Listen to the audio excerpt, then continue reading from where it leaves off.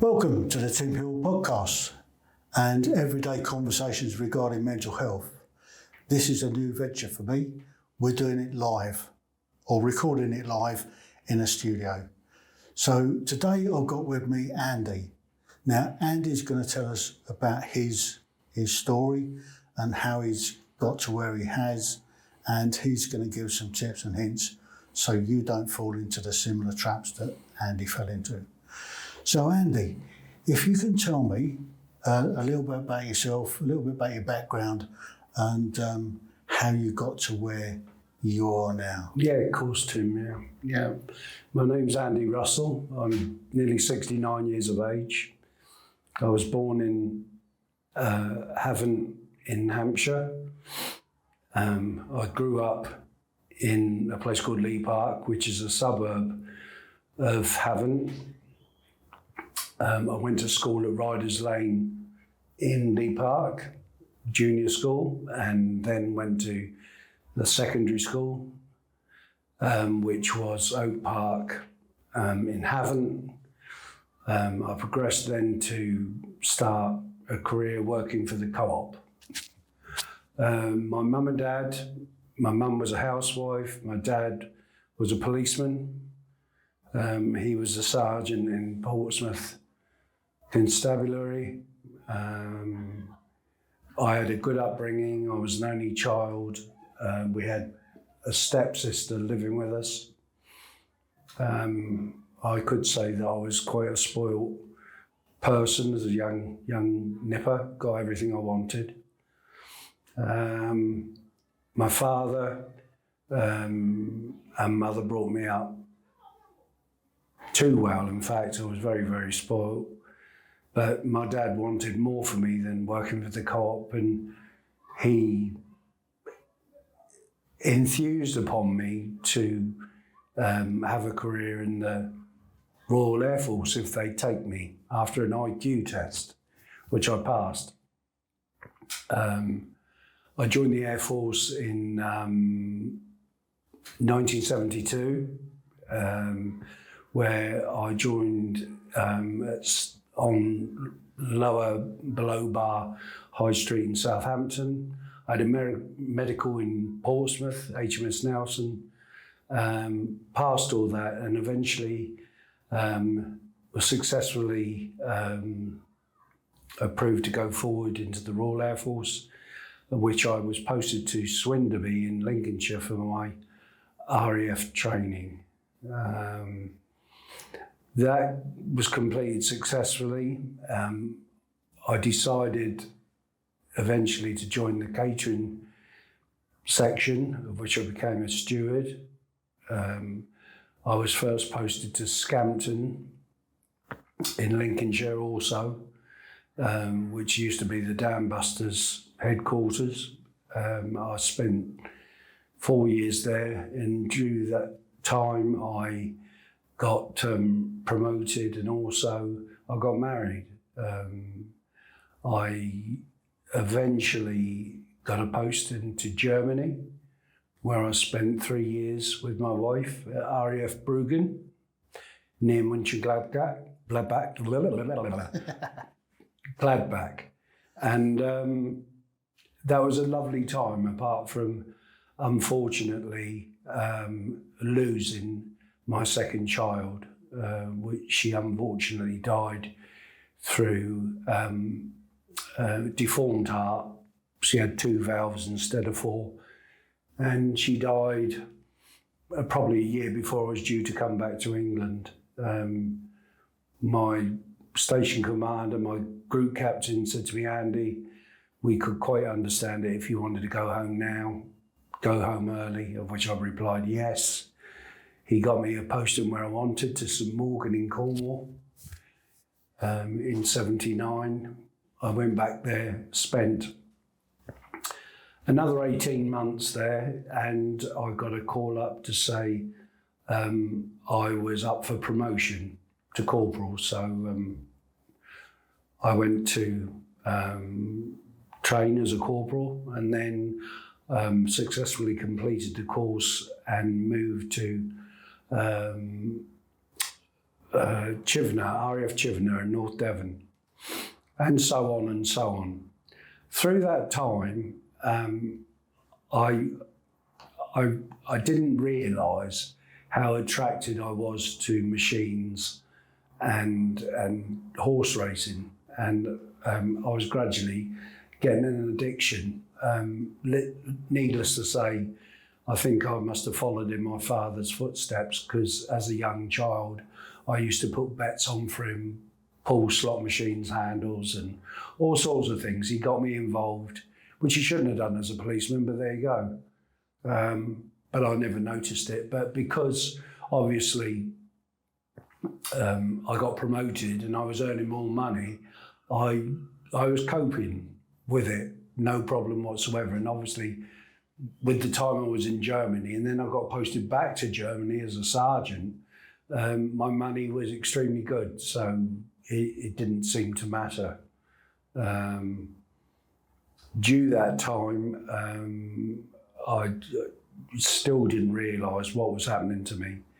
I think my wife did, but she never seemed to bother with my problems. She was a good mother, but she was a lousy wife. We didn't seem to have all the values you need to have a successful marriage. Even though, I could say that a lot of it was down to me, but when you got an addiction, you don't think and act correctly. So it was difficult, and it didn't get any better when we moved back to the UK. And eventually things broke down, and I left her and went to live in the sergeant's mess. Gambling more, drinking more, getting myself into more and more problematic situations, until unfortunately one day I got into a right mess with my finances, and I took some money out of the safe, the officer's mess safe, and I told somebody in confidence what I'd done, but I said I'd put it back. But by the time I went to put it back, I'd been reported, and no sooner had I just about put the money back than the Special Investigation Branch, the RAF Police, come and arrested me, and eventually I was court-martialed and reduced to the rank of corporal. It was absolutely humiliating. I lost my Good Conduct and Service Medal, and not long after that, I voluntarily resigned from the Air Force because I'd broken down. I had nothing going for me. So I decided to leave in 2020, not 2020, I beg your pardon, in 1990. And so 18 years really didn't mean a great deal to me. In fact, it was a very sad time, and within 5 to 10 years, even though I was picking up jobs and things, it was getting less and less, and the gambling got worse, until eventually I didn't have a job anymore. I then picked up my belongings, what little I had, and just left, hitchhiked all around Great Britain, into hostels, into homeless situations, eating out of bins, underneath Waterloo Bridge in London, Sauchiehall Street in Glasgow, Birmingham, Bristol, Winchester, Southampton, Portsmouth, you name it, I was there. And it then got to a stage where obviously I tried to take my life twice, and unfortunately nobody came to my rescue, as normally, as you know, it's a cry for help. But nobody came, nobody seemed to care, nobody wanted to know. As far as they were aware, I was no good, and my life had completely and utterly gone, and I felt really let down because everybody thought I was a waste of space. I lost my friends, I lost relationships, I lost my marriage. I haven't seen my kids in 30 years. There's so many things that have been taken from me. And recently too, I've had a lot of illness. I've had a lump taken out of my throat. I've had a hip replacement. I've had a heart attack. I've had COVID. I've had scabies. I've had everything thrown at me. And sometimes I wonder how I've managed to come through it all on my own. And I live on my own now, and it's not great. I don't like it. I go through life from day to day, trying to pay off my debts and other things and whatever. I reckon by 2025, I should have paid my debts off. That will make me 72. It's been a struggle on my own, and there has been some kind people along the way, but they certainly haven't been anything to do with my family. They've been people, 2 or 3 maybe, that have supported me through thick and thin, which I'm eternally grateful for. I'm a happy-go-lucky guy. I try to get on best as I can. I want to do more. I want to pay back in my life, some sort of help to other people. And this is partly why I'm doing this today, because I feel it's important that a young man that I was once, my life was ruined partly and mainly through gambling. And if I can stop or help advise somebody who maybe has gambling or addiction or some other form of weakness or allergy, as you could call it, or something else, self-esteem, well-being, then I'm up for helping them, because everybody needs help. Not everybody has a blessed life. Some people do, but if you don't know it, then you can't understand it. And it is important that I should share my story and make you people, good people there that are listening to me, understand that for me, it's not been the greatest life, but I still think, I hope and I pray that somewhere in my future, there will be some happiness somewhere. I hope people won't go through what I've been through. I'm sorry for some of the things I've done. I've stolen, I've cheated, I've lied. I've done everything as an addict is likely to do. And if people say that they haven't done that as an addict, then they're liars, because you do. And it's unfortunate, but there you go. I've forgiven myself. I try my best. Sometimes it's not good enough, but I've forgiven myself, and I try to get on as best I can, even though there are still things in my way. But everybody gets things in their way, and nobody has got the perfect life, no matter what they say. So I hope today the information I've given you and told you my story in brief will help you understand and realise and appreciate sometimes, even though I've had a wicked life, that life's pretty good, even after all this. Thank you. So, Andy, Yeah. you left the RAF after Yeah. doing 18 years. You obviously got demoted through and lost your good service and long service and good conduct medal. Did you lose your pension from that? No. So you managed to retain your pension. Yeah. So did you get that all the way through? I still get it now, but in very small amounts, because a lot of it has been gambled away. Yeah. So the money that you get nowadays, you're still paying off your debt. So Yeah. do you get? Well, I the same sold the big pension? issue when part of my homelessness was I sold the big issue, and I used to be really good at it, but I was one of the best sellers in the UK, but everything went. You know. So how did you get into selling the big issue? I mean, what was the... Well, you know, at How did times... you get into that in the first place? I was skinned.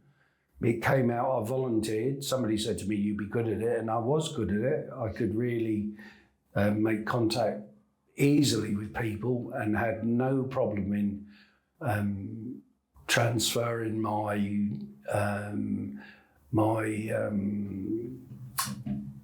skills? Yeah, what's Your the word? patter. Your sales pitch. My personality. Yeah. On people, very cheerful, very jolly, jokey. And because I took the Michael and things like that, people loved me. And on Southampton High Street and many other places, Worthing and whatever, I used to do extremely well. In fact, it gave me a very good living, and obviously because of cash. But then there was one day I'd had a break from it, and I had a telephone call from the job centre, and they said, oh, can you come in and see us? And I said, yeah. And they said, well, you know, you've been working some of the big issue. That's okay. But did you not think to declare your pension while you've been, in a word, self-employed? And I said, well, to be honest, I said, my pension's so small that I never give it a thought to declare it. Should I have done? And she said, well, you should, and we really believe that you're telling the truth. But they said, you've got to pay it back. Well, I've been selling the big issue between 4 and 5 years. So the bill I got off the job centre was £4,500, of which... And that's from the taxman, is it? Yeah. Yes. So that's back tax. So I've been paying that back. I'm down to my last, after 15 years, I think I'm down to my last £300 or £400 now. Also along the way, I stole quite a large amount of money, of which I got punished for. I got community service and 2 years probation, and in that time I was told if it ever happened again I'd go to prison for 6 months. It never happened again. It's never happened again since. That was 7 years ago. Yeah, my life has changed. I still can't completely stop gambling, but I try as best I can. I live with it, and that's, as far as I'm concerned, that's the answer. Yeah. I've tried everything. I've gone to a rehabilitation centre in Dudley in the West Midlands, where I spent 4 months, you know, living on the premises. Everywhere I went, I was escorted in and out, on and off the built premises with somebody else. So I had to do my shopping with somebody else, go to the doctors with somebody else, have an eyesight test with somebody else, go to the job centre with somebody else, and so on and so on. And other things, you know, options, counselling, you name it, I've done it. And it's, you know, there's such a high rate of people like myself that just can't do it. And there is a rate that can do it. You know, bless them if they do, because it's a gift, that's for sure, if you can stop. Yeah. So with the gambling, is there any other addictions that go with it? I mean, do you drink? Oh, absolutely. Yeah, you're bound to drink. I would say 90% of gamblers will drink. The more you lose, the more you'll drink. It's the pressure it puts you under. Yeah. You know, and with that becomes the stealing, the lies, the cheating, and everything else. So it's the only thing I would say now is the difference is that I am a compulsive gambler, and I can say that to anybody. Yeah. Before I wouldn't admit it to anybody. And you haven't got a chance until you do that. So what was the main thing you gamble on? Is it the Fruit machines and horses, without any question. But do you like the football? Yeah, sometimes, but never casinos or roulette or any of that. The dogs, none of that. Just horses and fruit machines. And I try really hard to just stick to the horses and occasionally the fruit machines. And I've done really well. I've done it within my means. Made sure my bills have always been paid. So I'm quite proud of myself, really, in some ways. I couldn't do that sort of 10 years ago. Yeah. It was impossible. But the moral of the story is it's cost me everything. My happiness, my life, my family, my friends, the people I've loved, the people I've hurt. It's been a very, very unfortunate and sad life. And if I could turn back the clock, which you can't, I would say I wouldn't wish it on anybody. I wouldn't wish it on my worst enemy. And I've got a couple, but... So what do you think has been the biggest impact on you getting to where you are now that has helped you curtail the amount of gambling that you used to do? I really don't know. I must have a lot of Duracell batteries inside of me, because most people have said to me, I don't know where you get your strength from, because every time you fail and every time you lose or every time something goes radically wrong in your life, you bounce back. And I haven't got an answer for it. I can only think, because I've had to do it on my own, that there's an inner strength in me that a lot of people haven't got. And I think that's why a lot of people don't make it, because they, it's like 3 strikes and you're out. Yeah. Do you think part of it's down to your military background? I think my father had a lot to do with it. I blame him a lot. He introduced me to gambling, horse racing. We used to sit and watch the horse racing when I was a little boy. I used to when we used to go to the British Legion, I used to pull the handle on the slot machine. There was a fatal attraction, you could call it. And I'm not grateful for that. And I remember when things were really bad and my dad said to me, and I've still got it in the drawer now, which broke my heart because I adored my dad. He said I was an embarrassment. And for him to say that when he was the advert for me gambling was a horrible thing to do. And, for any parent to say that is in my opinion, it's a bad thing. That's heartbreaking. And it stayed with me forever. I'll never forgive him for it. So I just now, I haven't seen my kids in 30 years. I've got 4 grandchildren I've never seen. And I've got over the worst now. I can't do anything about it. I've tried. And life's too short. I haven't got enough time on this planet to wait for them to forgive me or say, Dad, what happened, or whatever. They've never asked them questions. Yeah. And they probably never will. And I can't wait any longer. My heart's been broken so many times and so many things have happened that I've just got to get on with my life. I haven't got enough time left to find all the answers and whatever.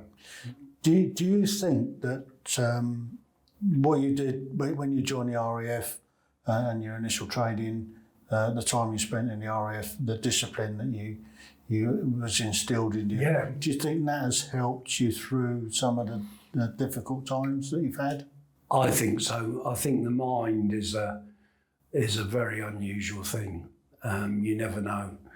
People go through such struggles, but I would say maybe my strength in character does, to a certain amount, rely on the forces. There's no question, I think, that without that initial strength, I'd be surprised if I could do all that again and get away with it. I just can't see it. So yes, I think the forces had a lot to do with it. Yeah. So in a lot of ways, even though it wasn't the greatest career, as I thought it once was, but it's just dreadfully sad, really, that everything worked out the wrong way, not the right way. Yeah. So there you are. Well, Andy, thank you so much for sharing your story, and hopefully, if anybody out there does have an attraction to gambling, just take a step back. When you stood outside the betting office, just saying, do I really need to get this in my life? As you can see from Andy, what's happened to him through his life, through gambling addiction, has had a devastating effect on his life. We really don't want it to happen to anybody else. So thank you for your time. Thank you for tuning in. And please share this with anybody else that you think is having problems with gambling or some sort of addiction. So until next time, TTFN. Ta-ta for now.